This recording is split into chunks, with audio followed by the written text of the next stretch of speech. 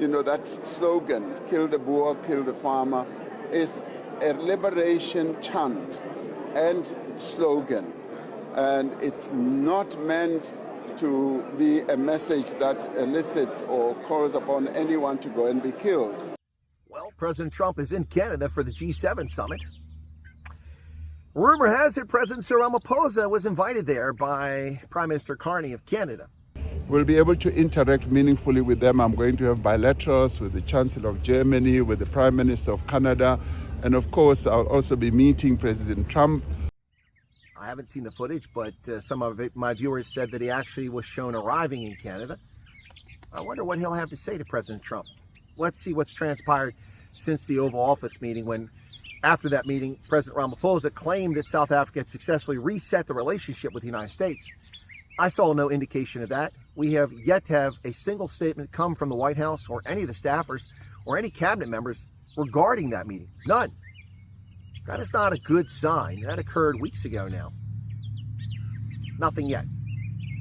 So what of this resetting relationship? Well, the only thing that's happened since that meeting is President Ramaphosa went back to South Africa, and after lying to President Trump, saying that he had disavowed the hateful kill the Boer singing that Jacob Zuma and Julius Malema do, or have done, Ramaphosa said, we disavow that. But then he went back to South Africa and said, no one's going to prosecute that. We're a sovereign state. People can do what they want to do. He can sing whatever he wants to sing. No one's going to intrude our sovereignty. But that's not the impression you left President Trump with. You said that you don't agree with it. And when it comes to the issues of arresting anyone for any slogan, that is a sovereign issue. It's not a matter where we need to be instructed by anyone. What else has Ramaphosa done since he's gone back? Well, since Ramaphosa went back to South Africa, he's repeatedly joked and made light of the Dim the Lights episode when he was embarrassed by those videos. Walking to a meeting with Dean McPherson from the Democratic Alliance, going along with him, and cackling and laughing like a bunch of schoolgirls about Natalie Dim the Lights. I thought that I was being confronted by President Trump again in the Oval Office. Not funny. And he did it again on another occasion after that, and also speaking at that event. Dim the lights. So I'm saying, why are they dimming the lights? Are they doing a Trump on me? Is that your team from South Africa? So when I came in, I saw the room going a bit dark. They darkened the room.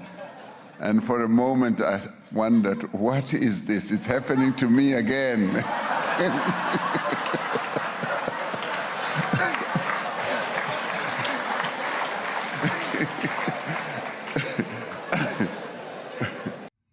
What else? Let's see. Since South Africa's delegation has gone home after the Oval Office meeting in May, has expropriation on compensation been repudiated or rescinded? No. Has the PI Act been rescinded or repudiated? No. Has the Bella bill been rescinded? No.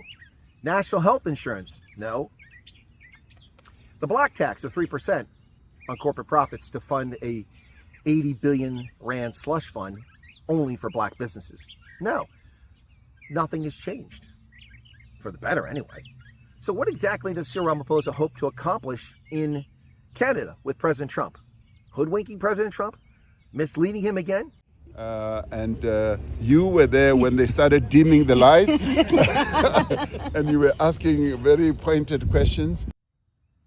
For those of you that weren't paying attention, in the Oval Office, a couple things happened. Number one, Ramaphosa made Trump wait 30 minutes. The height of arrogance. The most powerful man in the world, one of the most successful businessmen in the world, who knows that time is money. And Ramaphosa made him wait 30 minutes. Not a good way to start the meeting.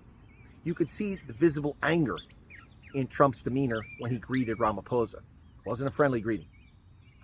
Then we go into the meeting, and Ramaphosa and his delegation try to distract with nonsense and tell fairy tales about what's happening in South Africa. And then the racist nonsense from Ramaphosa. Have you met my white Minister of Agriculture?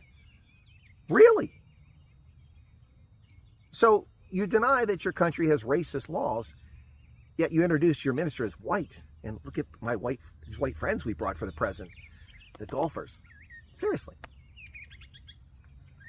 I don't know what Ramaphosa hopes to accomplish other than the fact that he wants to show the standard as if he's some sort of leader for all of Africa, or hoodwink South Africans into thinking that it's all as well. But ladies and gentlemen, let's be very clear about something. The other G7 members who are there for a purpose, and it's to dissuade Trump from applying or imposing punishing tariffs on their countries in a matter of days. On April 3rd, he suspended the massive tariffs for 90 days, lowering them essentially to 10% for every country that he imposed them upon, including South Africa, which was going to see a 31% tariff. It was reduced temporarily to 10%. So since April 4th, you've been dealing with 10% tariffs, and it's made your goods highly uncompetitive coming to America. In July, just a matter of days away, a couple weeks away now, you will see your tariffs rise back to 31%, unless Trump relents for some reason. There's no indication that South Africa has done anything to improve the situation with the United States. There's been no repudiation of South Africa's actions against our national interests, no apologies, no explanations, and all of the racist laws that are in place are still in place with no indication that South Africa has any intention of changing them. In fact, they continue to deny that there's a racial assault on ethnic and racial minorities in South Africa, which there clearly is.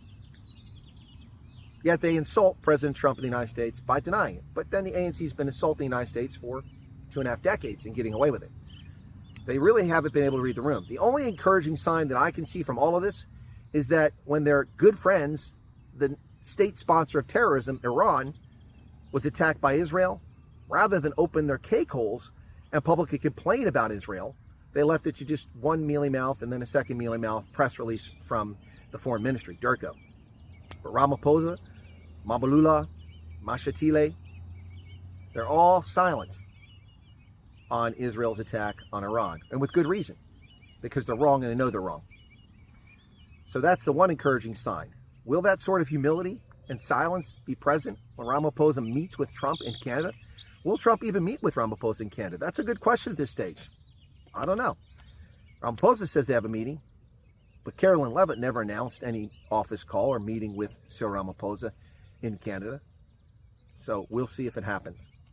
We will see if it happens. But the bottom line here is that the needle hasn't moved at all. The needle is still stationary. In fact, it's going the opposite direction. It's sliding into the category of we're not going to work with South Africa. Now, this is tragic. South Africa has incredible human capital, incredible natural capital, incredible natural resources. It's an amazing country, but it's just been so screwed up by the race hustling of its ruling party and this government of national unity, which has done nothing to protect racial minorities in South Africa. Indians, coloreds, and white South Africans remain under assault from a predatory government that is harming them with the PI Act, with the Bella Bill, with NHI, with EWC, every day, working against the interests of law-abiding South Africans. What say you, South Africa? Do you think that Ramaphosa will move the needle in Canada? Will he even have a meeting with Trump? We shall see. Let's stay tuned for events as they unfold today, tomorrow, and the next few days at the G7 conference. Cheers.